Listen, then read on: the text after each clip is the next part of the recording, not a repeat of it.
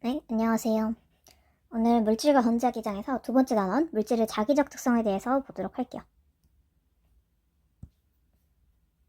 자, 우리 전기는 저번 시간에 했고요. 이제 자기를 볼 건데요. 사실 자기적 특성이라는 거는 우리 일단 자석만 생각하는 게 아니라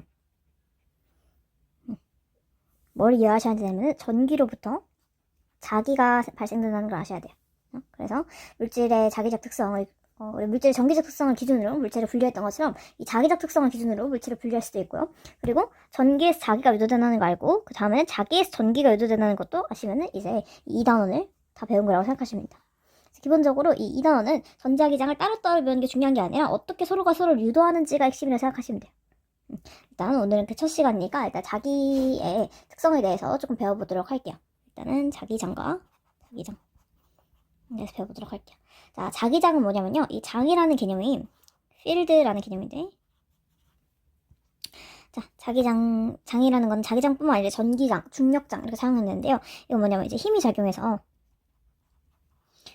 그 근처에 공간 영향을 받게 되면은 그럼 거기를 이제 무슨 장 이렇게 불러요. 그래서 힘이라는 거는 우리가 눈으로 사실 보이지는 않잖아요. 그쵸? 시각적으로 보이지는 않는데 이 힘이 작용하는 공간을 시각적으로 표현하기 위해서 이제 도입한 게 자기력선, 전기력선 이런 역선 개념이에요.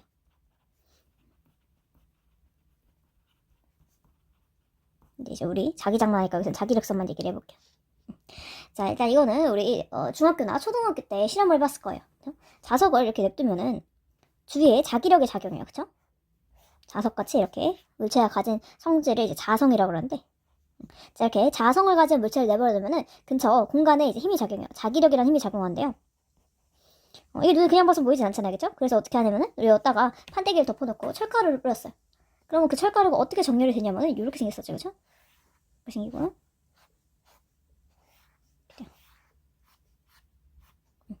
자, 이제 요게 이제 자기력 장을 이제 시각화하기 위해서 보여준 건데 이제 철가루 말고 나침반에 그 잘 빽빽하게 든다 생각해 볼게요.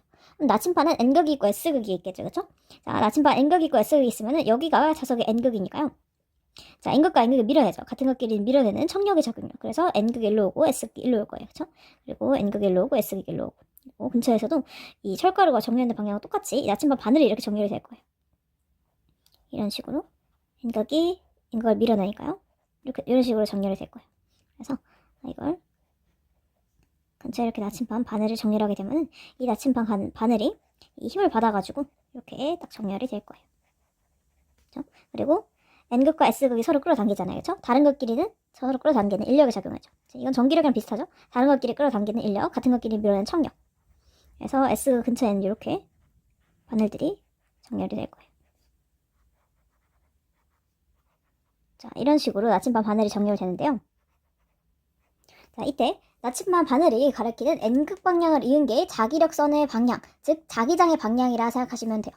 그래서 이 자침에 N극이 가리키는 방향 연속적으로 이은 선을 자기력선이라고 그러고요. 이 자기력선에서 이 N극 방향, 요 방향을 자기장 방향이라는 거예요. 그래서 이렇게 화살표가 이렇게 생기는 방향이 생기는 거예요. 그러면은 N극에서 지금 같은 극끼리는 멀어지는 방향으로 이렇게 정렬이 되니까 N극에서 뻗어 나가겠죠. 이 자기력선들이. 그리고 S극을 가리킬 거예요. 나침반의 N극들이. 그래서 이 자기력선은 N극에서 나가서 S극으로 들어오는 거예요. 이런 식으로. 자, 그리고 중요한 거, 이 자기력선 같은 경우에는 N극에서 나와서 S극으로 들어가고요. 도중에 끊기거나 분리되지 않고 다 이어져 있어요. 그래서 이건 폐곡선이라고 해요. 닫힌 곡선. 끊어져 있지 않고. 이렇게 닫혀있다. N극에서 나와서 S극으로 들어가는. 생각하시면 돼요.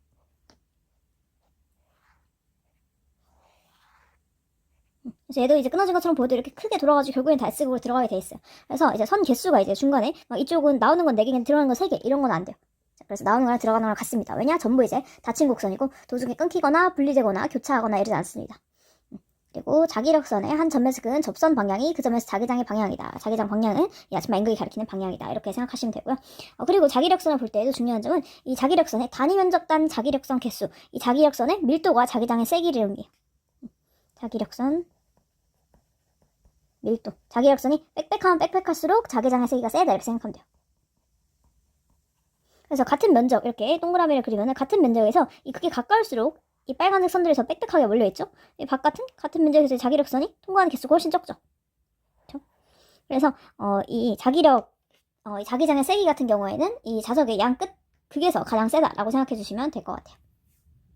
자, 그래서 이제 자기장과 자기력선에 대한 얘기를 들었고요. 그리고 방금 얘기했듯이 자기장을 시각적으로 볼 수 있게 해주는 것이 자기력선인데, 이 자기력선은 나침판에 자침, N극을 그리는 거.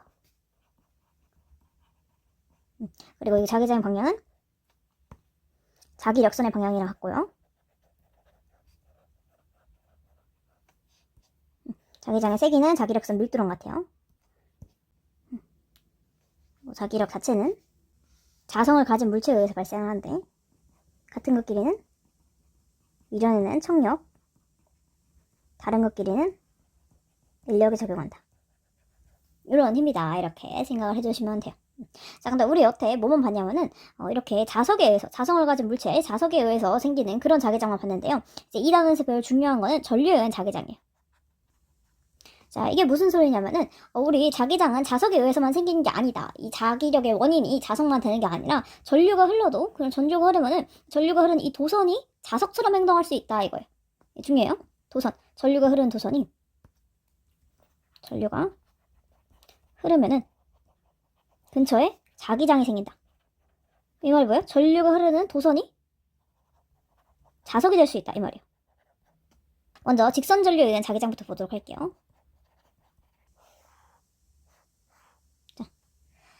자, 전류 방향이 이렇게 된다 생각해 볼게요. 전류 방향은 아래에서 위쪽으로 이렇게 전류 방향이 흐릅니다. 여기가 이제 플러스, 여기 마이너스 이렇게 됐겠죠? 전류가 흐르는 방향을 보니까. 자, 전류가 이렇게 흐르게 되면은 이 근처에 자기장이 생겨요. 자기장이 이제 어떤 방향으로 생기냐, 이걸 이제 우리가 자기력선 방향으로 표현할 텐데요. 자기장이 어떻게 생긴다? 여기다가 평면에다가 나침판을 빽빽히 닫아요. 그러면은 걔네 N극이 가리키는 방향을 쭉 있게 되면은 그게 뭐다? 그게 자기장의 방향이 되는 거예요. 근데 이게 어떻게 생기냐? 우리 여기서 사용되는 게 오른손 법칙인데요. 직선 전류에 의한 자기장은요. 이거 오른손을 드시고요. 오른손 엄지 방향이 이 전류 방향이에요. 나머지 네 손가락을 이렇게 쥐게 되겠죠? 자, 이렇게 감는 방향이 자기장 방향이라 생각하시면 돼요. 그래서 자기장이 이렇게 생겨요. 이런 식으로 생깁니다. 자, 그래서 이게 직선 전류에 의한 자기장이에요. 네. 자, 그리고 이 자기장 같은 경우에는요, B로 씁니다. 약자가. 중요한 거, 이 자기장의 세기는 이 전류의 세기 I에 비례하고요. 전류를 I라 할게요. 전류의 세기에 비례하고, 그리고 이 직선 도선으로부터 거리 R에 반비례해요. 자, 그래서 이 갈수록 이제 널널하게 그리는데 이유가 있어요. 이 R이 크면 클수록, 점점 자기장이 약해지기 때문에, 그래서 이 단위 면적당 자기력선이 작게 되는 거죠. 그래서 이제 안쪽 면적이랑 바깥쪽 면적이랑 같은 면적을 비교해 보시면은 안쪽에서 자기력선이 더 빽빽하게 들어가 있기 때문에 이 자기력선 밀도가 커지고, 그럼 자기장이 세지는 거예요. 됐네? 그래서 자기장의 세기, 이거 중요합니다. 자, 우리 전기장 할 때는 전기력의 크기가 쿨롱 법칙에 의해서 R제곱에 반비례했죠? 이거 주의해 주셔야 돼요. 전기력이에요. 전기력도 이제 자기력처럼 같은 것끼리 플러스끼리 밀어내고, 그리고 다른 것끼리 이제 당기는 그런 성질이 있는데, 이 자기력이랑은 다른 거예요. 혼동하시면 안 돼요. 전기력은 R제곱에 반비례하고요. 자기장, 여기서 말하는 직선 도선에 의해 형성되는 이 자기장은 R에 반비례하는 거예요. 이해되셨죠? 자, 그러면 이제 문제에 많이 나오는 거는 어떤 게 있냐면은 이 직선 도선을 여러 개 두죠. 그쵸? 여러 개 두게 되면은 한 평면에 도선을 여러 개 두게 돼요. 그때 이제 합성 자기장을 구하시오, 이런 문제가 상당히 많이 나오죠. 그쵸? 자, 만약에 이 두 개의 직선 도선이 있는데 전류가 흐르는 방향이 반대라고 생각해 볼게요. 얘는 이쪽으로 흐르고요. 이건 밑으로 흘러요. 그쵸? 자, 그렇게 되면은 이 1번 도선이 있고요. 이게 I1, 2번 도선에 흐르는 전류가 I2라고 생각해 볼게요. 자, I1에 의해서 흐르는 자기장은, 자, 지금 여기서 평평하게 이렇게 수직으로 뚫고 나온 게 아니라 여기 평면에 이제 나란하게 놓여져 있어요. 자, 이런 경우는요, 자기장이 어떻게 생겨요? 여기 엄지손가락을 고정시켜서 생각해보세요. 엄지손가락을 여기 갖다 두게 되면은 이렇게 종이를 뚫고 들어가게 되죠. 그렇죠? 이렇게 뚫고 들어가기 때문에 뚫고 들어가는 걸 이렇게 표시해요. 이제 뭔가 3차원적인 개념이 들어가기 때문에 뚫고 들어가는 거를 이렇게 X로 표시하고요. 그럼 반대쪽으로 나오겠죠? 이제 나오는 거를 이렇게 표시해요. 자, 그러면 이게 1번에 의해서 생기는 자기장이고요. 그러면 2번에 의해서 생기는 자기장은 어떻게 생기나? 자, 2번에 의해서는 이제 반대로니까 이쪽으로 들어가고, 그리고 오른쪽으로 나오게 돼요. 그쵸? 자, 그러면은 이 1번에 의한 자기장과 2번에 의한 자기장이 이렇게 합성될 거예요. 그래서 여기서 합성된다 생각하게 되면은 합성 자기장을 생각해볼게요. 합성 자기장. 이 X축상에서 합성 자기장을 생각해보면은 이제 I1과 I2, 이 두 도선 사이에는 같은 방향으로 합성되기 때문에 여기서는 전부 들어가는 방향으로만 나오게 돼요. 그쵸? 자, 그리고 이제 I1의 왼쪽에서는 I1에서 나오는 방향, I2에서는 들어가는 방향이기 때문에 얘가 어느 지점까지는 얘가 더 세다가, 거리가 가까우니까 이 친구가 더 세다가, 자, 그리고 어느 지점부터는 얘가 더 세질 수도 있겠죠. 그렇죠? 자, 근데 그러려면은 I2의 이 전류가 I1보다 훨씬 커야지 이거를 거리를 커버치고도 이 들어가는 방향의 자기장이 더 셀 수가 있겠죠. 그래서 만약에 여기서 어느 순간에 이 자기장이 0이 됐다가 여기 지나고 나서부터는 얘가 더 들어가는 방향 자기장이 우세하게 돼요. 그러면 이걸 통해서 두 개의 전류 방향이 반대고 전류는 I2가 더 세겠구나. 그래서 이 I1으로부터 일정 거리가 지나면은 이 거리 영향보다 I2의 전류 영향이 더 세져가지고 여기서부터는 I2의 전기장 이 친구가 이겨먹게 되는구나 라는 거를 유추를 할 수가 있어요. 만약에 이게 I2가 더 작게 되면요, 전류 세기가 더 작으면은, 그러면은 일로 아무리 가봤자, 백날 가봤자 이미 거리도 I1이 더 가깝고, 그리고 전류 세기도 I1이 더 크게 되면은 백날 가봤자 이제 I1에 이 나오는 자기장을 I2에 들어간 자기장이 이길 수가 없거든요. 그래서 이쪽에 자기장이 0인 포인트가 생기면은 두 개 방향 반대고 I2가 더 세구나 할 수가 있고요. 자, 반대로 이쪽에 0 되는 점이 자기장이 0인 점이 생겼다고 해볼게요. 그러면은 이제 I2로부터 여기 가까운 곳에서는 아무래도 이 나오는 방향, 이 I2에 의한 나오는 방향 자기장이 우세하지만은 어느 정도 거리가 지나면은 이쪽 I1에 의한 전류 영향이 더 세져가지고 이 친구, 이 I2에 의한 나오는 방향 친구가 따라잡게 되는 거죠. 그죠? 그러면 여기까지는 들어가는 방향이었다가 어느 순간부터는 나오는 방향이 되고 그 중간에 0인 점이 생기겠죠? 이렇게 되면은 이쪽 반대쪽에서 0인 부분이 생기면은 이 I1의 전류가 더 세고 두 개의 전류 방향이 반대구나라는 거를 유추할 수가 있어요. 그래서 이제 약간 이 합성자기장에서는 뭐가 중요하다? 전류가 0이 되는 점이 중요해요. 이 점이 어디 있느냐에 따라서 이 전류의 방향과 전류의 세기까지 비교를 할 수가 있어요. 그러면은 이제 한 케이스 더 봐볼게요. 두 개의 전류 방향이 같은 경우를 생각해볼게요. 둘 다 이제 I1과 I2가 위쪽으로 흐릅니다. 자, 그러면은 I1에 의한 자기장은 일로 들어가고 일로 나오고 이렇게 되고요. 그리고 I2에 의한 자기장은 똑같겠죠? 일로 오른쪽으로 들어가고 왼쪽으로 나오고 이렇게 돼요. 그러면은 이제는 어떻게 돼요? 여기서 이 I1과 I2 가운데에서 I1에 가까운 쪽은 이쪽이 더 셀 거고 I2에 가까운 쪽은 얘가 더 셀 거예요. 그럼 이 중간에 어디선가 이 들어가는 자기장과 나오는 자기장의 크기가 같아지게 되면은 그 중간에 어디선가 자기장 0인 점이 생기겠죠. 그쵸? 자, 그걸 어떻게 할 수 있냐면은 이게 가운데 0인 지점이 생기면 두 개 힘이 여기서 비겼구나라는 걸 알 수가 있어요. 그쵸? 근데 만약에 I1과 I2가 전류 세기가 같아요. 그러면은 B는 뭐에 비례한다? R에 비례하고 I에 비례하고 R에 반비례한다. 근데 이제 여기서 R이 같으면은 같은 점에서 0 된다. 그럼 여기서 힘이 같으니까 두 개 I1, I2가 크기가 같구나라는 걸 알 수가 있어요. 근데 만약에 얘가 정가운데에 생긴 게 아니라 한쪽으로 조금 치우쳤어요. 예를 들면 뭐 일로 치우쳤다 생각을 해볼게요. 그쵸? 자, 그럼 여기서 이제 자기장의 세기가 0이 됐어요. 그러면 여기서 이제 두 개의 방향은 반대고 크기가 같았다. 자기장의 방향이 반대고 크기가 같아서 0이 됐다라고 생각할 수가 있는데 이 I1으로부터 크기가 더 크죠?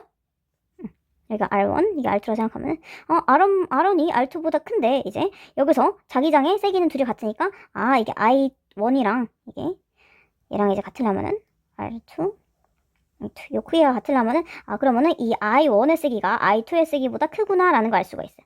그래서 자, 어떻게 된다? 결국 방향이 같게 되면 전류 방향이 같게 되면은 두 전류가 흐르는 도선 사이에서 0이 되는 지점이 생기게 되는데 이 0 되는 지점이 누구한테 더 가깝느냐에 따라서 누구의 전류 세기가 더 센지 알 수가 있어요. 이해 되셨나요? 자, 그리고 여기 이제 I1의 왼쪽에서는 여기서는 이제 둘 다 이제 나오는 방향이니까 이건 전부 나오는 방향으로만 생기고요. I2 오른쪽 지점에서는 둘 다 들어가는 방향이니까 전부 백날 해도 들어가는 방향만 생기겠죠. 여기는 무조건 들어가는 방향, 여기 무조건 나오는 방향. 가운데에는 어디 생겨요?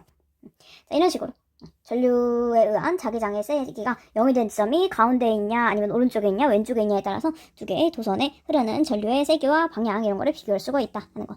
단골 문제죠. 자, 이렇게 유추를 할 수가 있습니다. 자, 이 공식이 엄청 중요하겠죠? 자, 이렇게 생각을 해주시면 되고, 자, 그 다음은 원형 전류 한번 보도록 할게요. 자, 원형 전류는요, 직선 도선을 이렇게 부표하다 생각하시면 돼요. 직선 도선이 이렇게 있어요. 자, 그러면은 직선 도선에서 전류가 이렇게 흐른다 해볼게요. 오른쪽은 이제 들어가는 거. 이제 여기서부터 거리가 같은 지점. 여기까지 R이에요. 여기도 이제 들어가는 거 이렇게 있고요. 여기서부터 또 거리가 같은 지점. R이면요. 여기서 나오는 거 전부 같은 세기로 생기겠죠? 그런데 내가 이 도선을 동그랗게 구부렸어요. 그럼 요렇게 구부린 거예요. 그쵸?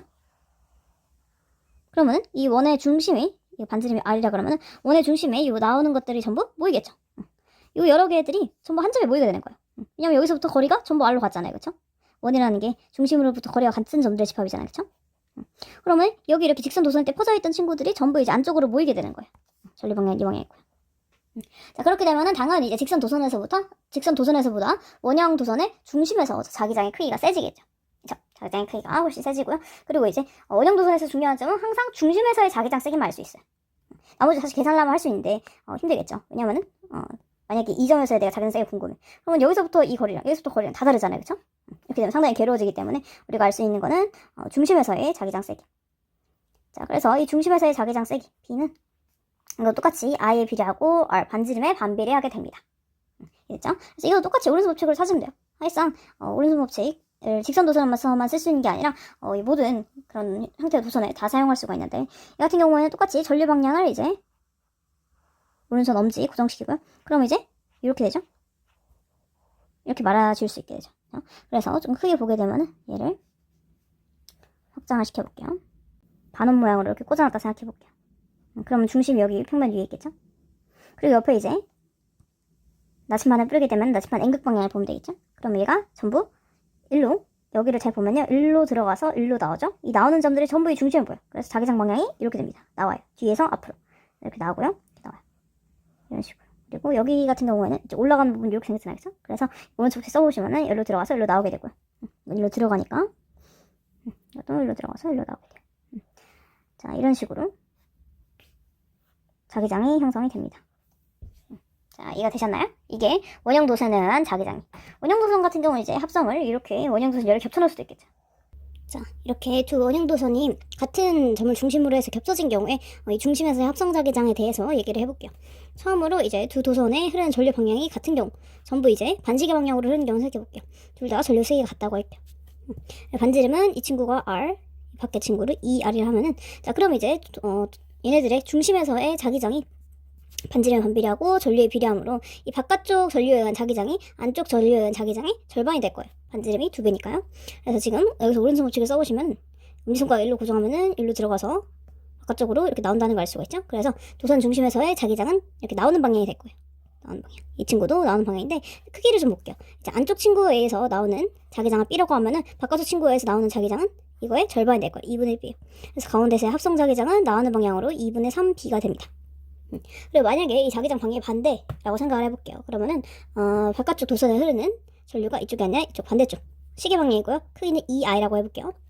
자, 이 경우는 어떻게 될까요? 이 경우는 이제 안쪽은 똑같겠죠? 안쪽에서는 나오는 방향으로 B만큼 있을 거고, 그리고 바깥쪽 도선에 의해서는 이제 반대로 되니까 가운데로 들어가는 방향이 되겠죠?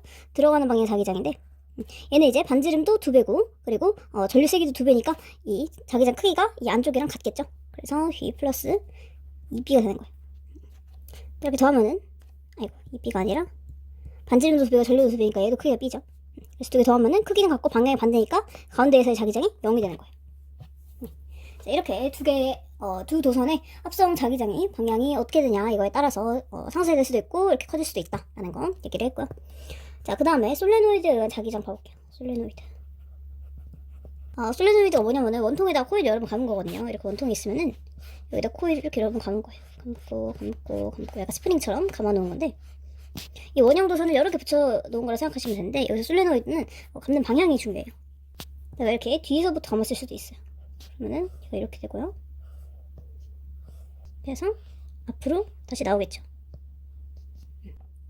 자, 솔레노이드는 이게 원형 도선이 여러 개 겹쳐진 거기 때문에 원형 도선 같은 경우에 중심에서 자기장이 이렇게 나오잖아요. 그래서 이거는 이 중심을 이으면 이 중심에서 자기장이 자기력선을 보면 이렇게 일직선으로 이어지게 돼요. 자기력선에. 그래서 이것도 지금 자기장 방향을 오른손 법칙으로 할 수 있는데, 이제 여기서 중요한 거, 여기서는 이제 원래 여태까지는 어떻게 했냐면은 이 오른손 엄지 방향을 전류 방향으로 했잖아요. 그쵸? 이제부터 어떻게 하냐면 여기서 이 원통을 감아쥐는 걸 내 손가락으로 감아줄 거예요. 이 손가락 감아지는 방향이 전류 방향이라 생각하시면 돼요. 자, 그래서 한번 그림을 그려볼게요. 자, 전류 방향이 일로 올라와서 흐른다 생각해볼게요. 그러면 전류가 이렇게 흐르겠죠? 감긴 방향대로 전류가 흐르고요. 이제 내 손가락을 지금 어떻게 한다? 요거 그대로 잡는다 생각해주시면 돼요. 여기서 밑에다 그려요. 이 네 손가락으로 전부 전류를 전선을 휘어잡는다 이렇게 생각하시면 돼요. 여기가 이제 새끼. 그럼 이제 오른손 엄지가 어디로 가면 이렇게 되죠. 자, 이건 따라 해보시길 바래요. 자, 그러면은 이제 이쪽 오른손 엄지가 가리키는 방향이 자기장 방향, N극 방향인 거예요. N극에서 자기력선이 나가잖아요, 그렇죠? 이렇게 나가는 방향이 됩니다. 이런 식으로. 자, 그래서 그러면 이걸 보시면은, 자, 솔레노이드 안에는 여기 모든 점에서 이 자기력선이 직선이에요. 솔레노이드 밖으로 나와야 되면 여기 휘거든요. 근데 이제 가운데에는 자기장이 균일하게 흘러요. 그래서 이게 뭐랑 같냐면은 이 막대 자석의 자기력선이랑 비슷해요. 막대 자석의 자기력선은 N극에서 나가고 S극에서 들어가는데요. 여기 가운데가 끊긴 게 아니라 안쪽에서 이렇게 이어져 있거든요. 이런 식으로. 그래서 막대자석 내부에는 자기력선이 이렇게 직선으로 균일하게 흘러요. 그래서 이걸 마치 가상의 막대자석처럼 봐도 돼요. 여기가 N극이고 여기가 S극인 이런 막대자석으로 봐주셔도 됩니다. 그래서 여기서 흐르는 자기장 세기는 어떻게 보냐면 얘는 N, I 이렇게 볼 수 있는데요. 자, 이거는 앞에 식이랑 조금 식이 다르죠? 자, 이 친구들은요, 전부, 자기장이 균일하지가 않았어요. 왜냐면은, 이 원형도선 같은 경우에는 가운데서 자기장 세기가 제일 크기 때문에 이거는 원형도선의 중심에서 자기장 세기고요. 직선도선 같은 경우도 직선도선에서 멀면 멀수록 자기장이 점점 약해졌죠? 근데 이 솔레노이드 같은 경우에는 이 솔레노이드 내부에서 자기장 세기가 일정해요. 그래서 이건 내부예요, 내부. 그래서 솔레노이드 내부에서는 어떤 점에서 여기 있든 여기 있든 여기 있든 전부 자기력선의 밀도가 같은 거예요. 그래서 거리 아래 의존하지 않아요. 내가 여기 있든 간에 중심으로부터 좀 떨어져 있든 여기 있든 솔레노이드 내부에 있기만 하면 전부 자기장 세기가 일정한 거예요. 물론 밖에서는 달라요. 밖에서는 여기 있는 게 당연히 약하겠죠. 여기 있는 것보다. 자, 아무튼 그렇기 때문에 뭐에 비례하냐면 이 대신에 이 N에 비례해요. N은 뭐냐면은 단위 길이당 코일 가문수. 자, 이 단위 길이당이 중요해요. 얼마나 이 코일에 빽빽하게 가만히 이거예요. 더 빽빽하게 겹쳐놓을수록 더 자기력선 수가 많아질 거 아니에요. 그쵸? 그렇게 되면 더 자기장 세기가 세질 거고요. 당연히 전류의 크기에 비례합니다. 그래서 이 솔레노이드는 유일하게 이 단위 길이당 코일 가문수와 전류에만 의존하고 거리에는 의존하지 않는다. 이렇게 생각해 주시면 돼요. 자, 그리고 이 자기장 방향을 바꾸는 방법. 당연히 이제 I, 전류를 반대로 흘려주면은 이 방향이 반대로 되겠죠. 그쵸? 전류를 반대로 흘려주면은 이렇게 가기 때문에 N극이 이쪽이 될 거예요. 자, 근데 솔레노이드는 감는 방향에 의해야 된다 그랬어요. 전류를 그대로 이렇게 흘려주더라도 이 감는 방향을 반대로 가면은 줄 때 반대로 주게 되기 때문에 이게 반대로 될 수 있어요. 예를 들면은 이거를 이번에는 이렇게 감는다고 생각해 볼게요. 자, 이렇게 감았어요, 코일을. 그리고 전류를 똑같이 이렇게 흘려줄 거예요. 전류 흐르는 방향이 이렇게 됐죠? 자, 그러면 이제 오른손을 다시 감아볼게요. 자, 이번에는 손등 방향으로 감게 되겠죠. 이런 식으로. 그러면 오른손 엄지는 일로 되겠죠? 그렇기 때문에 이쪽이 N극이 되는 거예요. 그래서 이쪽이 N극, 이쪽이 S극인 그런 솔레노이드가 되는 거예요. 이게 되셨나요? 자, 그래서 솔레노이드는 감는 방향에 유의하자. 여러 가지 형태의 도선에 의한 자기장을 봤어요. 여기서 중요한 거는 전류가 흐르는 도선은 자석이 될 수 있다. 그래서 이 전류가 흐르는 도선을 자석으로 쓴 게 뭐냐면 전자석이에요. 전자석은 되게 편해요. 전자석은 전선 자석 이렇게 생각하시면 돼요. 아까 봤잖아요, 그쵸? 아까 전류가 흐르는 도선, 전선은 뭐가 될 수 있다? 자석이 될 수 있다. 근처에 자기장이 생기니까, 그쵸? 그래서 이 효과를 조금 더 극대화한 게 전자석이라고 생각하면 돼요. 아까 특히 이 솔레노이드 같은 경우에는 내부에서 자기장이 균일하기 때문에 막대 자석이랑 비슷하다 그랬죠. 그래서 우리가 솔레노이드 안에다가 이거 솔레노이드를 이렇게 원통에다 감은 게 솔레노이드인데 솔레노이드 안에다가 철심을 박아놓은 게 전자석이에요. 이게 철심인데요. 자, 철심은 이따 다음 시간에 배울 텐데 철심 같은 경우에는 강자성체라고 특별한 성질이 있어가지고 얘를 자기장에 오래 냅두잖아요. 그래서 이 친구를 철심은 자기장 안에 오래 냅두면 자기도 자석이 돼요. 그래서 이 솔레노이드 안에다가 철심을 받게 되면은 이 자석의 효과가 더 강해져요. 왜냐면은 이 도선도 자석인데 도선도 이제 전류를 흘려주면 자석이 되죠. 근데 이제 철심 같은 경우에는 원래 자기력이 없었는데 원래 자석이 아니잖아요, 그렇죠? 원래 자석이 아닌데 자기장 안에 오래 있다 보면 자기도 자석이 되는 거예요. 그래서 이 철심의 자기장 효과와 이 도선의 자기장 효과 합쳐져가지고 훨씬 더 센 자석을 만들 수가 있거든요. 이게 전자석이에요. 그래서 안에 철심을 박습니다. 철심 박은 다음에 여기다가 전류를 흘려주면은 이 철심도 같이 자석이 되는 거예요. 그래서 이 도선에 의한 자기장 효과와 철심의 자기장 효과가 합쳐져가지고 훨씬 더 센 자석을 만들 수 있는데 이거를 전자석이라고 합니다. 자, 물론 이제 이거는 전류를 끊으면 이 도선 더 이상 자기장이 형성되지 않기 때문에 이 전류의 세기를 변화시킨다든가 전류를 껐다 켰다 함으로써 이 자석을 조절할 수가 있어요. 그래서 되게 많이 활용이 돼요. 그래서 이거 엄청 편리하죠. 자, 근데 이제 이 전자석을 가지고 우리가 뭘 할 수 있냐를 볼 텐데 여기서 말하는 자기력이라는 개념도 새롭게 등장하는데요. 자, 이 자기력이라는 거는 여기 앞에서 배운 같은 극끼리 밀어내고 다른 극끼리 당기고 이것뿐만이 아니라 여기서 배우는 새로운 자기력은 뭐냐면 전류가 받는 자기력이에요. 자, 어떤 경우에 작용하냐면요. 자기장 속에 놓인 도선에 전류가 흐를 때 도선이 받는 힘. 자, 이런 걸 이제 어떻게 써먹냐 이걸 볼 건데, 자, 일단은 이제 원리를 살짝 알 필요가 있는데, 자기장 속에 놓인 도선, 이게 핵심이에요. 일단은 도선이라는 거는 전류가 흐르잖아요, 그쵸? 도선에 전류가 흐르면요, 도선이 자석이 돼요, 그쵸? 자기장을 띄어요. 근데 이미 근처에 자기장이 있어요. 그러면은 이거도 이미 자석이 있었는데 거기서 도선이 또 자석이 됐어요. 그러면은 얘는 이 자기력끼리 상호작용해서 받는 힘, 이걸 이제 자기력이라는 거예요. 여기서 말하는 자기력. 자, 그래서 이제 어떤 경우냐, 이제 자기장이 있어야 되니까 일단 자석이 있어야 돼요. 예를 들면은 막대자석이 아니라 말굽자석 오랜만에 얘기를 하네요. 말굽자석을 생각을 해볼게요. 자, 이거 N극, 이거 S극이라고 해볼게요. 그러면은 자기력선이 N극에서 나와서 S극으로 들어가니까 이렇게 생기겠죠. 자, 이렇게 자기장이 형성되어 있는데, 여기다가 도선을 냅둘게요. 자, 그리고 도선 근처에 이제 자기장이 형성돼 있고, 그리고 이 도선에 이제 전류를 딱 흘려요. 그래서 전류를 일로 흐른다 해볼게요. 그쵸?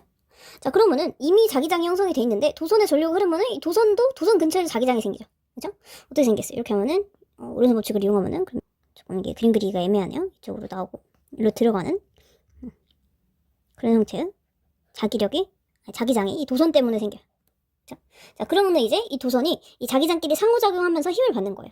자, 근데 이 힘을 어떻게 받냐? 이걸 이제 플레밍은 왼손 법칙이라고도 얘기를 하는데, 이제 그렇게 하면 헷갈리기 때문에 우리 무조건 오른손만 쓸 거예요. 오른손만 쓰는데 이제 어떻게 쓰냐? 전류 방향을 오른손 엄지로 둬요. 3차원이에요. 전류 방향 오른손 엄지로 두고요. 그리고 이 자기장 방향을 나머지 네 손가락으로 둬요. 그러면 이제 여기서 일로 가니까, 이쪽으로 가니까 이렇게 네, 이렇게 죠. 자, 그러면은 이 손바닥의 방향이 힘의 방향이 되는 거예요. 그래서 이게 지금 전류 방향, 이게 자기장 방향. 그러면 손바닥은 이렇게 하늘을 향하죠. 그래서 이쪽이 도선이 받는 힘의 방향이에요. F.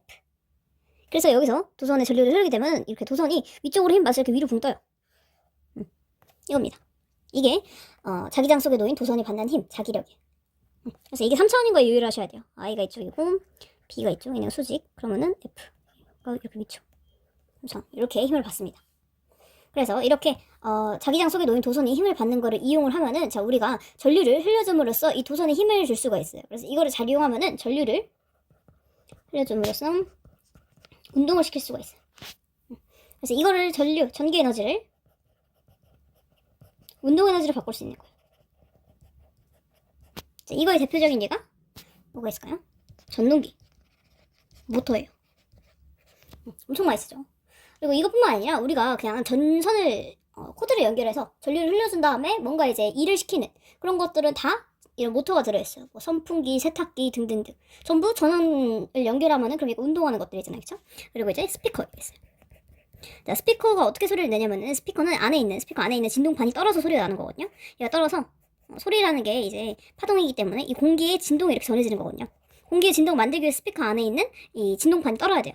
진동판이 떨려면, 즉 진동판이 운동을 하려면은 우리가 콘센트를 연결해줘야 되겠죠. 그렇죠? 그래서 이 연결해준 전기 에너지를, 운동 에너지를 만드는 게 스피커, 이런 것들이 있어요. 그리고 MRI라는 게 있는데, MRI랑 자기부상 열차 이런 것들은 뭘 이용하는 거냐면 여기 전자석을 이용하는 거예요. 전자석 이용하는 게 MRI. MRI라는 거는 우리 검사할 때 엄청 큰 이런 관 안에 사람 넣고 검사를 하잖아요, 그렇죠? 사람을 넣은 다음에 여기다가 엄청나게 센 전류가 흘려요. 그럼 이 전체가 자석이 되는 거예요. 그래서 강한 자기장을 흘려준 다음에 인체 내부에 뭐가 있는지 검사할 수 있는 게 MRI고요. 그리고 이거 말고도 이제 자기부상 열차가 있어요. 자기부상 열차는 뭔지 아시죠? 레일에 설치된 자석이 있고요. 그리고 열차에도 자석을 달 수는 없고, 열차에 있는 거는 전자석이에요. 그래서 열차에다가 전류를 흘려주면은 열차에 바퀴 대신에 이제 전자석이 부착되어 있는데 그 친구가 자석이 되면서 레일과 함께 이렇게 밀어내는 효과로 바퀴 없이 이렇게 레일 위에 뜬 상태로 갈 수가 있는 거죠. 아무튼 얘네들은 전자석을 이용한 예고, 이 친구들은 뭐나? 전류가 받는 자기력을 이용한 예인 거예요. 그래서 전류에은 자기장과 기존에 있던 자기장이 서로 상호작용을 해서 받는 힘, 자기력을 이용한 거예요. 이 자기력과 앞에서 배운 자기력 둘이 이름은 같은데 완전히 지금 같은 걸 지칭하는 건 아니기 때문에 조금 유의를 해주세요. 자, 그래서 이 모터의 원리에 대해서 조금만 더 설명을 해볼게요. 전동기, 모터 같은 말이에요. 중요해요. 이렇게 자기장이 형성된 곳에서 도선을 냅두면 되는 건데, 나중에 발전기 할 때 이 원리가 거꾸로 쓰이거든요. 그래서 이렇게, 자, 여기가 아니고 여기 S극이, 그럼 자기장이 이렇게 이미 형성이 되어 있겠죠. 균일하게 형성이 되어 있는데, 내가 여기다가 도선을 연결할 건데요. 도선이 어떻게 되냐면 이렇게 돼 있어요. 자, 그래서 내가 여기다가 전류를 흘릴 거예요. 자, 그러면은 이제 각 도선, 지금 이 네모꼴인데 네모꼴이 이제 각각 변화에서 받는 힘을 계산해 볼게요. 자, 일단은 이쪽으로 한번 볼게요. 이쪽은 우리 오른손 버티기 써볼게요. 오른손 버티기 쓰면은, 자, 이 오른손 엄지가 전류 방향, 나머지 내 손가락이 자기장 방향. 그러면은 지금 해보시면은 손바닥이 아래쪽으로 향해요. 그래서 이 친구가 받는 힘은, 이쪽 편이 받는 힘은 아래쪽이 됩니다. 이 친구가 I, 이게 B. 그러면 일로 밑으로 F가 향하기 때문에 힘을 아래로 받아요. 자, 그리고 옆에 친구는요, 지금 보면은 I 전류 방향이랑 B, 자기장 방향이 날아나거든요. 이런 경우는 힘을 받지 않아요. 전류 방향이랑 자기장 방향이 이렇게 서로 직각을 이룰 때 힘을 최대로 받고, 얘가 날아나면 힘을 받지 않습니다. 그럼 이쪽 한번 봐볼게요. 이쪽은요, I가 이렇게 반대로죠. 점점 그림을 그리기가 어려워지고 있네요. 이 오른손이야? 오른손 엄지가 아래쪽으로 가고요. 그리고 나머지 내 손가락이 이렇게 한번 해보세요. 이렇게 되고 있죠. 그죠? 그러면은 지금 아래쪽으로 전류가 흐르고 나머지 내 손가락이 일로 왼쪽에서 오른쪽으로 자기장 방향이니까 그러면 힘은 그 위로 받죠? 손바닥 방향으로. 그래서 이 친구는 힘을 이렇게 위로 받아요. 이 도선이. 자, 그럼 보세요. 이쪽은 힘을 아래로 받고 이쪽은 힘을 위로 받으면은 그러면은 이 축에 대해서 서로 반대쪽으로 힘을 받으니까 이거는 돌림힘이라는 게 생겨요. 그래서 얘가 이렇게 돌아가요. 이해지나요? 이게 돌아가면 얘는 일로 오고 얘가 일로 오겠지. 이렇게 뒤집혀가지고. 그죠? 자, 그래서 이렇게 반바퀴 뒤집히고 나면은 그 뒤부터는 이제 관성으로 관성이 이제 이동하던 걸 계속 이동하던 상태를 계속 유지하려고 하기 때문에 그대로 이만큼은 힘을 받아서 돌고요. 그리고 나머지 180도는 관성으로 돌아요. 이렇게 한 바퀴 도는 거예요. 그래도 제자리 오면 이제 계속 하는 거죠. 그래서 이렇게 계속 돌리는 게 모터, 전동기. 그래서 이렇게 전류 방향이 고정된 걸 직류 전동기라고 해요. 직류 전동기. 자, 그래서 이쪽 반대로 뒤집힐 때 원래 얘네가 뒤집히면은 이거도 그 힘도 반대로 받아야 정상인데 여기 전동자라는 게 있어가지고 전동자가 아니에요. 죄송해요. 정류자라는 게 있어가지고 반바퀴 돌고 나면은 여기서 전류를 다 끊어줘요.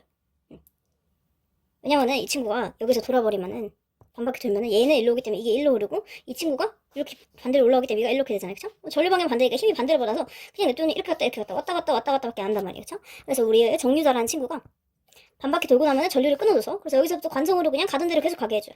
그래서 똑같은 방향으로 계속 이렇게 돌 수가 있는 거예요. 자, 그래서 코일 한 방향으로 흐르도록 이제 전류를 넣었다 끊었다 넣었다 끊었다 해주는 정류자라는 친구가 있고요. 그래서 이 직류 전동기에서는 한 방향으로 계속 코일이 회전할 수가 있는 거예요. 자, 그래서 이 전동기의 원리에 대해서 조금 설명을 했고요. 이 스피커도 비슷해요. 스피커는 교류긴 한데 이런 게 있으면 이 안에 자석이 있고 자석을 코일 감싸고 있거든요. 근데 여기서도 코일에 전류가 흐르면 이 자석에 의해서 힘을 받아서 이 코일이 왔다 갔다 이렇게 떨어요. 그래서 이 코일에 연결된 이 진동판이 진동을 하게 되면은 그 소리가 이제 전파가 되는 거죠. 이런 원리를 이용해서 전기 에너지를 운동 에너지를 바꾸는 친구들을 전동기, 모터 이렇게 얘기를 합니다. 자, 그래서 우리 오늘 전류에 의한 자기장과 그 자기장에 의해서 받는 힘까지 얘기를 해봤어요. 오늘은 여기까지.